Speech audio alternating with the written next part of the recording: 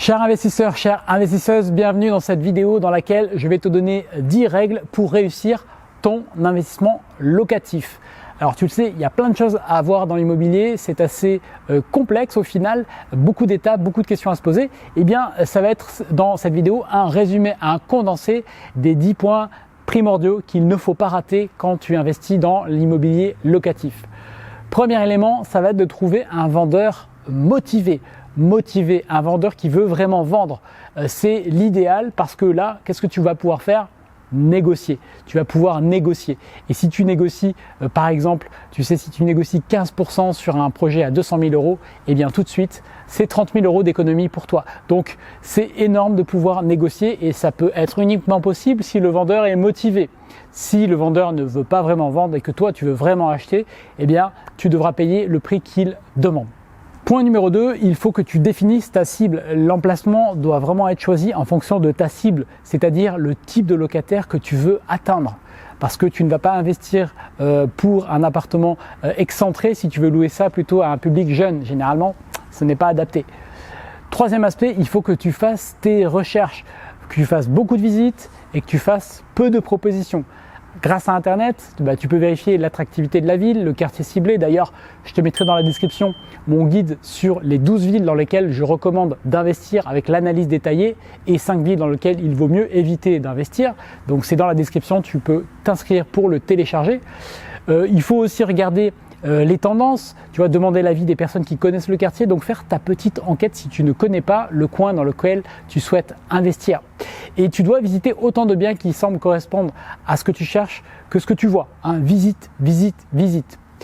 Quatrième point, tu dois, si possible, acheter à côté de chez toi ou en tout cas peut-être d'une ville d'où tu viens, où tu as vécu parce que tu connais bien ces endroits-là. Tu les connais non pas d'un point de vue intellectuel, mais aussi d'un point de vue ressenti parce que tu as vécu sur place et donc ça t'apporte une vision plus précise et donc tu minimises le risque de te tromper. Cinquième point, tu dois créer une équipe qui comprend comment investir dans l'immobilier locatif.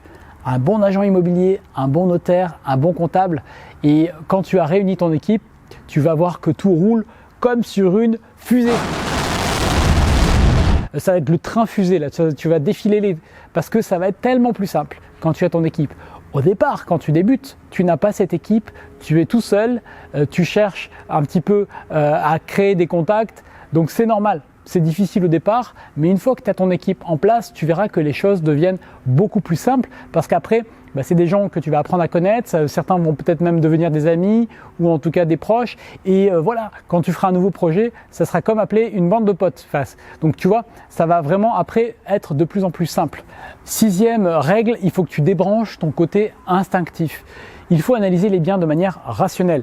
Tu prends les chiffres et tu regardes les défauts réels et tu les prends en compte. Souvent, tu sais, quand tu tombes un petit peu amoureux d'une ville, d'un quartier, d'un bien, etc., tu peux finalement ne plus voir les défauts réels et qui vont être pénalisants. Donc, ce n'est pas toi qui vas habiter dedans, ça ne veut pas dire qu'il ne faut pas proposer un bien qui soit correct, mais c'est simplement qu'il y a des choses auxquelles tu vas t'attacher qui ne sont peut-être pas importantes et il y a des choses, des défauts rédhibitoires que tu vas peut-être du coup passer sous silence. Donc, il faut voir le bien tel qu'il est et tel qu'un locataire potentiel le verra. Septième point, il faut que tu fasses tes calcule la rentabilité de ton projet, calcule le cash flow. Parce que en dessous de 10% brut, c'est pas trop la peine ou alors il va falloir optimiser les choses. En dessous de 6% net d'impôt, ça devient aussi beaucoup moins intéressant. Donc vraiment, fais tes calculs, tu obtiens tous les chiffres et tu calcules. J'ai une vidéo sur la chaîne qui fait ça. Tu tapes comment calculer la rentabilité d'un bien immobilier. Tu vas trouver cette vidéo, je t'explique tout ça. Huitième point, vérifie auprès des banques ta capacité d'emprunt avant de faire une offre parce que ça te mettra en confiance, surtout si c'est le premier bien immobilier que tu vas faire.